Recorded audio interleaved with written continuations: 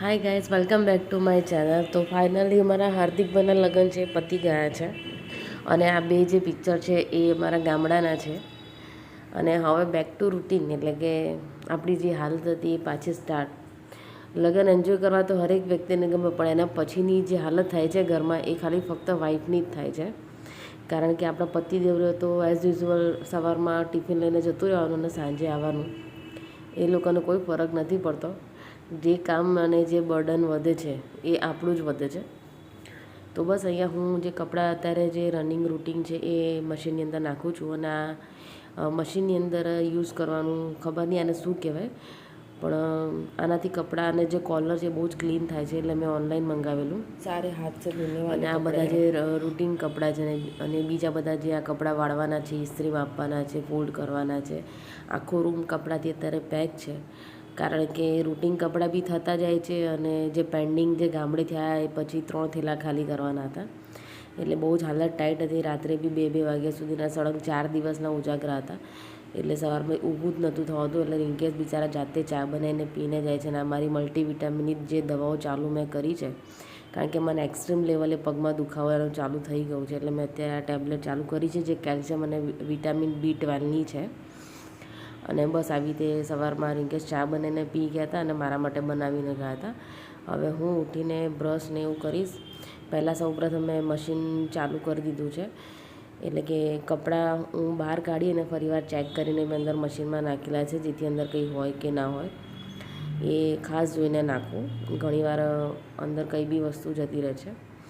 અને અહીંયા હું ટ્રાય કરું છું બ્લોગ બનાવવા માટે, કારણ કે સવારની અંદર તો કંઈ જ નવું હોતું નથી. આપણે એક હાઉસવાઈફને રસોઈ બનાવવાનું, ઘરનું કામ જે હોય છે એ આ જ રૂઢિ હોય છે કે બસ. તો અહીંયા જે રૂટિન આપણું જે કામ હોય છે એ તો કરવાનું જ છે, પણ જોડે જોડે એક્સ્ટ્રા કામ બી હોય છે કે જેવી રીતે કે સાફ સફાઈ અને વોશરૂમ તમારે ક્લીન કરવાના, કે તમારે આટલા દિવસ ઘર બંધ હોય તો એને બી ક્લિનિંગ કરવાનું. જોડે જોડે રૂટિન કામ બી હોય છે. એટલે કહેવાય છે કે ઘરમાં રહેવાનું પણ ઘરની અંદર કામ ખૂટતું જ નથી હોતું.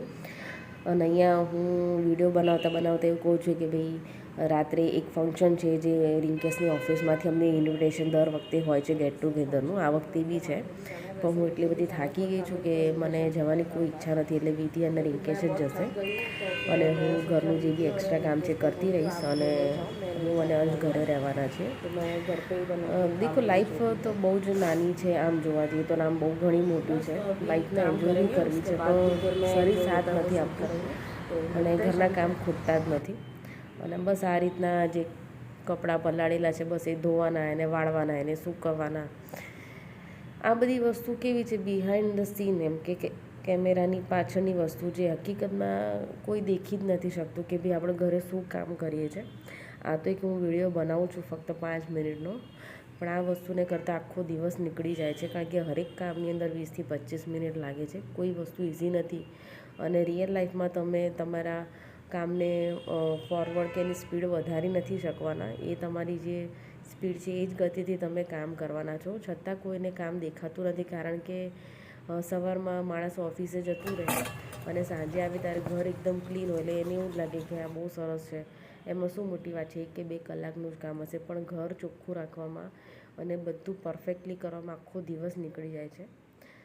કંઈ વાંધો નહીં, પણ હવે આ જે લાઈફ છે એ આ જ છે. અને એક વિડીયોથી કદાચ કોઈને એવું લાગે કે ના ભાઈ આપણે કંઈક કામ કરીએ જ છે. એવું નથી કે ઘરે આપણે ટોટલી ફ્રી બેસીએ છીએ. અને બધાનું ધ્યાન રાખવું પડે છે કે છોકરાઓને શું ભાવશે, હસબન્ડને શું ભાવશે. આપણે આપણી જાતને ઘણીવાર ભૂલી જતા હોય છે. અહીંયા મારા ઘરમાં અત્યારે કોઈ નાસ્તા હતા નહીં, એટલે મેં છે એક મમરા વઘારી દીધા છે, જે સિમ્પલ છે. મીઠું, હળદર અને હિંગ નાખીને એકદમ ધીમા તાપે મેં વઘારેલા છે, જેથી અંશ બી ખાઈ શકે અને ગમે ત્યારે બી મને ઈચ્છા થાય ખાવાની તો હું એઝ અ ભેળ બી હું ખાઈ શકું છું, બધી ચટણી એડ કરીને. તો હજુ આ કામ 2 થી 3 દિવસ વધારે એક્સ્ટ્રા રહેવાનું છે. અને અહીંયા જો અંશે મારી જે દવા છે એ લઈ લીધી છે, આવી રીતે ખોલીને 1 જ સેકન્ડ છે અને પાછું મને લઈને બતાવે છે. હું તમને સાઉન્ડ બી બતાવું છું આનો. બસ. તો ફાઇનલી અહીંયા હાર્દિકભાઈના લગ્ન જે પતી ગયેલા છે, જેને અમે દર્શન કરાવીને હવે ઘરે જ લઈ જવાના છે, એ મેં ક્લિપ અંદર એડ કરી છે, જેથી તમે બી જોઈ શકો કે હું કોના લગ્નમાં ગઈ હતી.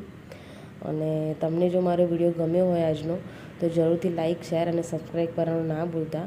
હું નવા વિડીયો અંદર એડ કરતી રહેવાની છું મેરેજના રિગાર્ડિંગ અને મારા ડેલી રૂટીનના. જો તમને ગમ્યા હોય તો જરૂરથી લાઈક અને શેર કરવાનું ના ભૂલતા.